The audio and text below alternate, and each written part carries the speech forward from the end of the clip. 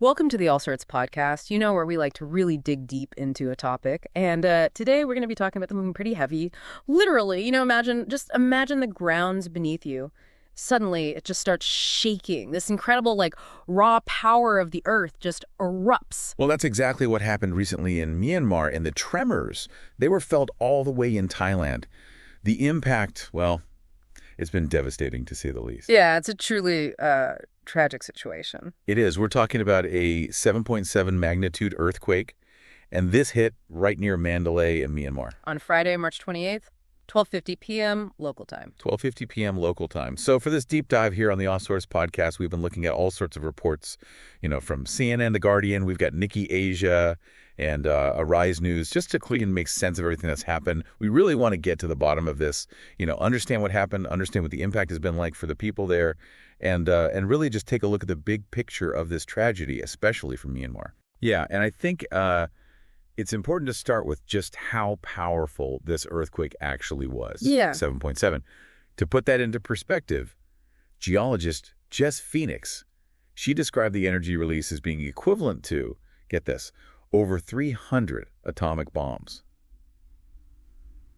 Just imagine that for a second, the ground just shifting with that kind of force. It's hard to even wrap your head around that 300 atomic bombs. And this was the biggest earthquake to hit Myanmar in over a century. Wow. So it's, really significant. And it wasn't that deep, was it? I mean, it's a pretty shallow earthquake. Exactly, yeah, only 10 kilometers deep. Yeah. So that means the energy release from the quake had less distance to travel, through the Earth's crust before it reached the surface. Right. So it's kind of like, think of it like a punch, Yeah. The closer the punch is to the target, the more intense the impact's going to be. Right. In this case, the area right above the epicenter bore the brunt of it. And we can't forget about the aftershock. Yeah, the aftershock. Ms. Phoenix actually warned that these could go on for a couple of months, while things settle down. Basically, these tectonic plates, they've been disrupted, and it takes time for them to get back to, well, whatever normal is after something like this. Yeah. I mean, we've already seen some pretty strong aftershocks already, so yeah, it's definitely adding to the instability. Yeah, it's like a domino effect almost. Okay. So, it wasn't just Myanmar that felt this earthquake. I mean, the tremors were felt pretty far away. Oh, absolutely. We're talking all the way to China's Yunnan and Guangxi provinces, hundreds of miles away. Huh. There's even videos, reports of people running out of buildings in those areas because the shaking was so intense. That gives you an idea of just how far those seismic waves traveled. So let's talk about the impact in Myanmar itself, closer to where this all began. Sadly, the human cost, it's just been climbing higher and higher. It is. It's just heartbreaking. The first reports, they said 144 people had died. But quickly, that number just soared. In the Mandalay region alone, the death toll reached 694. And according to state media, the nationwide count has now tragically gone over 1,000. At least 1,002 fatalities and over 2,300 people injured. And early on, the U.S. Geological Survey estimated that the death toll could potentially even go over 10,000. That's just it's just a really grim projection. Yeah, it's hard to even fathom those numbers. And the damage, it's spread across a large area of Myanmar. It has. Reports indicate widespread damage in Mandalay, Sagaing, Naypyidaw, Bago, and southern Shan. We're talking of critical infrastructure being hit, like roads, bridges, making it harder to get help to people. And there's a report about a bridge collapsing right into the Irrawaddy River in Mandalay. That's pretty terrifying. Yeah, it's like the ground itself is just giving way. And the buildings collapsing, that just led to so much loss of life. Absolutely. There were multi-story apartment blocks in Amarapura that just crumbled, and rescue teams have found 30 bodies there already. And tragically, mosques in both Mandalay and Toungoo also collapsed, resulting in even more deaths. There was even a hotel in Ongbam that collapsed, causing more casualties and injuries. And Mandalay, it's Myanmar's second largest city. About 1.5 million people live there. And it seems like a huge part of the city is just, devastated. Wow. Even the Senta chief, Min Aung Hlaing, he went to Mandalay to see the damage himself. Yeah. And which is interesting, the military junta, they've actually asked for international help. Yeah. And that's not something you typically see from regimes like this. They often resist accepting outside aid, sovereignty concerns and all.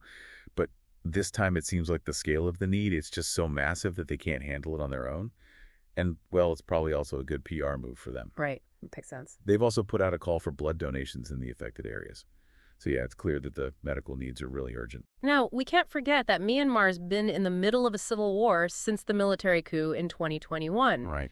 And that adds a whole other layer of complexity to this disaster. Absolutely. The ongoing conflict, it means communication blackouts. Large parts of the country are controlled by different armed groups. It makes it incredibly difficult, even almost impossible, as some reports have said, to really understand how bad things are and to actually coordinate relief efforts across the whole country.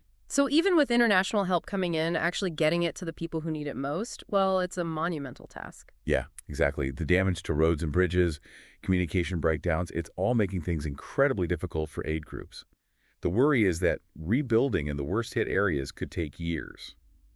There are UNICEF teams already there preparing to help, and China and India have sent rescue teams, medical teams, and aid. China was actually the first international team to arrive. That's great news, but yeah, getting that aid where it needs to go in a country at war, it's a massive, massive challenge. It is. Yeah. It really highlights the kind of interconnected challenges you get in a situation like this. Yeah. It's a devastating situation made even worse by the political unrest and the conflict that was already happening. I mean, the people of Myanmar are facing some incredibly difficult times. They are. It's a deeply complex humanitarian crisis. It's clear that rescue and medical aid are the most pressing needs right now, but for the long-term recovery, well, there's going to need to be a lot of international cooperation. And they'll have to navigate the political landscape very carefully to make sure the aid reaches everyone who needs it. This deep dive into the earthquake in Myanmar, it shows us just how powerful nature can be. Yeah. And the impact on people. It's heartbreaking. But it also shows the incredible resilience of the people there and the efforts of those who are trying to help. Exactly. This event really underscores just how fragile life is and how interconnected our world is. While the immediate focus is on rescue and relief, we also have to think about the long-term impact on Myanmar, a country already facing a lot of internal struggles. It really makes you think, how can the international community really help in a region that's caught in a civil war? How do we make sure aid gets to the people who need it most without accidentally adding fuel to the fire or, getting caught in the middle of the politics? It's a huge ethical and logistical challenge. It is. If you find yourself drawn to these kinds of deep dives, if you're curious about the world around us and the stories we uncover here on the All Sorts podcast, well, we invite you to become part of our community. Your support helps us keep exploring.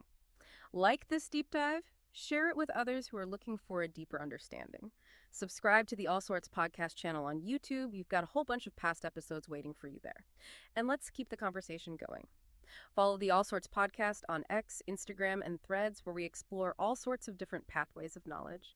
Your engagement helps us shed light on the all sorts of wonders our world holds. Thanks for joining us on this deep dive.